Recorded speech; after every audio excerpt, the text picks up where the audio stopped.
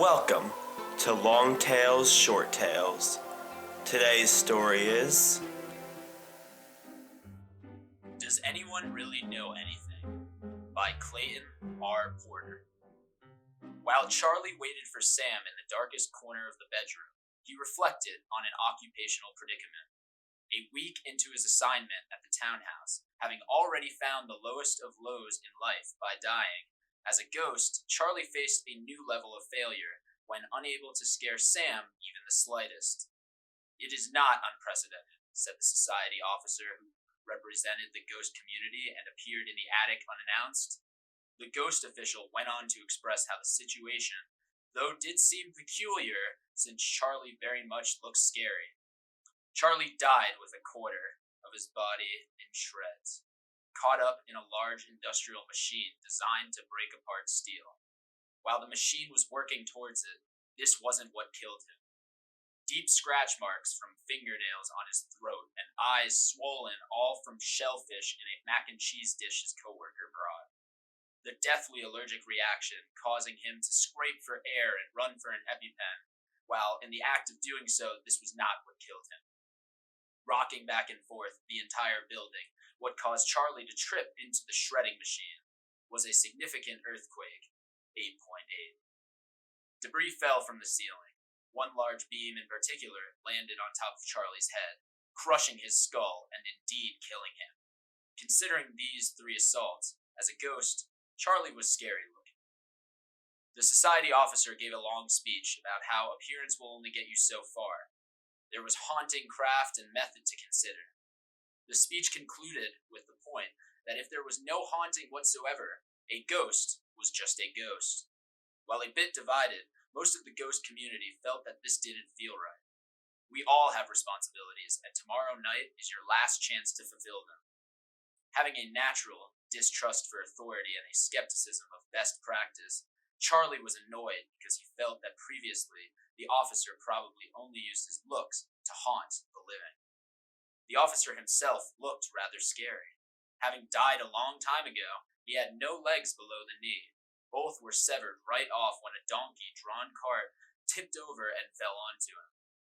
His feet, still in the shoes worn the day he passed, followed his floating body everywhere, be it a few steps behind on the ground. The cart wasn't what killed him. It was the kick to the face from a panicked donkey attached to the sideways cart that did him in. Charlie figured that over time the ghost probably learned to sound academic enough on the subject and landed this cushy post as an authority figure.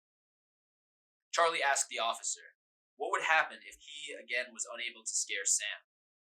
This is where things went pretty bad between the two of them. The officer gave a simple response.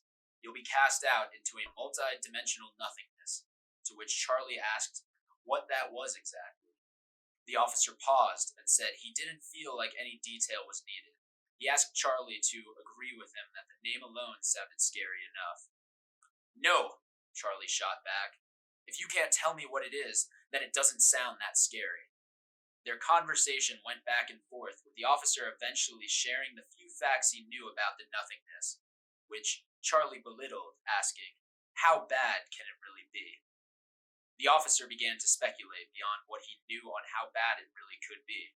Charlie, though, remained unfazed and even started to question the society officer's credentials since he couldn't fully answer the question. This is when the officer threw up his hands out of frustration and yelled, "Does anyone really know anything?" before storming out of the attic, his feet as a tail. Even though they had been at odds, Charlie enjoyed his time with the society officer.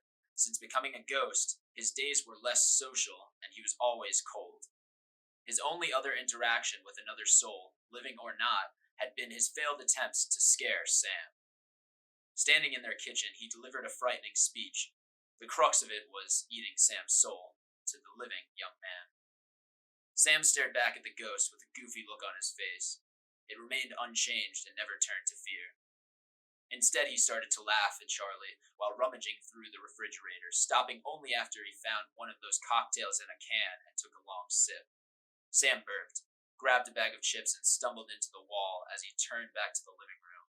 There, Sam passed out on the couch, drink slipping out of his hand, and a stream of liquid pooled on the floor around empty cocktails in cans. A few nights ago was just his fruit list. Hearing the front door close and footsteps approaching, Charlie sprung forth out of the closet. Ghost arms extended several inches farther than they could have stretched as a human, jaw dropped several more inches than when alive, all while he let out a terrifying scream. Surprised, Sam had been caught in the motion of reaching for his shoes. He looked Charlie up and down. Hey, finally a reason to use that spare key, eh? Confused, Charlie felt self-conscious. Standing there, arms still outstretched and jaw dropped with none of the desired reception, Sam slipped both shoes off, and while softly singing, again went to the kitchen. Oh baby, I'm losing my mind just a little. Meet me in the middle. Sam's head inserted into the open fridge. The middle. It popped back out, hard seltzer now in hand. You want anything to drink, Brian? Brian was the name of Sam's neighbor, Charlie, remembered from the initial report on the man. In the middle! Hey, who sung that? Sam slammed the door shut. Boy, am I drunk, Alexa. Play In the Middle. Sam did not own an Alexa. Now, in the darkest corner of the bedroom, dark even with the overhead light turned on, Charlie waited. The young man was late. It was a minute or two past 10:15 p.m. when there was a sound, a sort of knock, somewhere within the residency. After a period of dead silence, the knocking started again and stayed consistent. It came from just down the hallway and drew closer. For the first time in a while, Charlie felt, if he recalled correctly, fear. He started to shrink back into the corner, his ghost form hiding partially in the wall itself, when into the bedroom walked Sam. Charlie let out a shriek at the suddenness and look of his appearance. Turning towards the corner was a figure that resembled Sam, same polo and slacks he wore that morning, only now a distinct glow around him and he appeared partially transparent.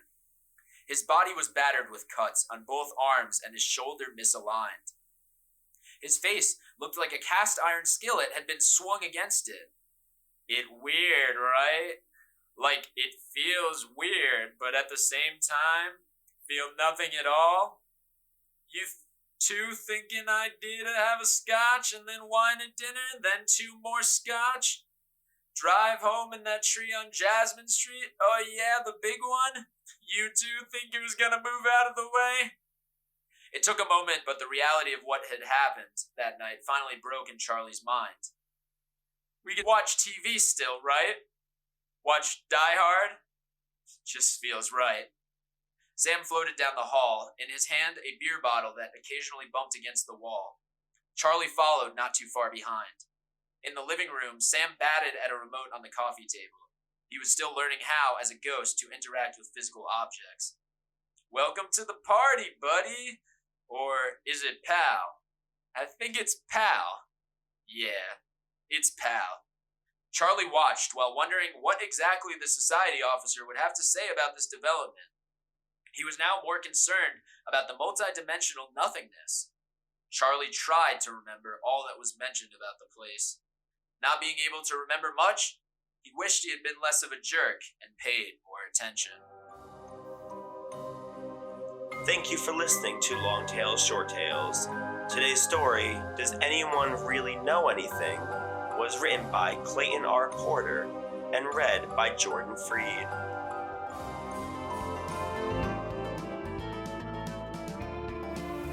Long Tales, Short Tales is an LNH Studios production in conjunction with Late Night Hump. This audiobook was produced by Reena Ezra, Jordan Freed, and Brendan O'Brien.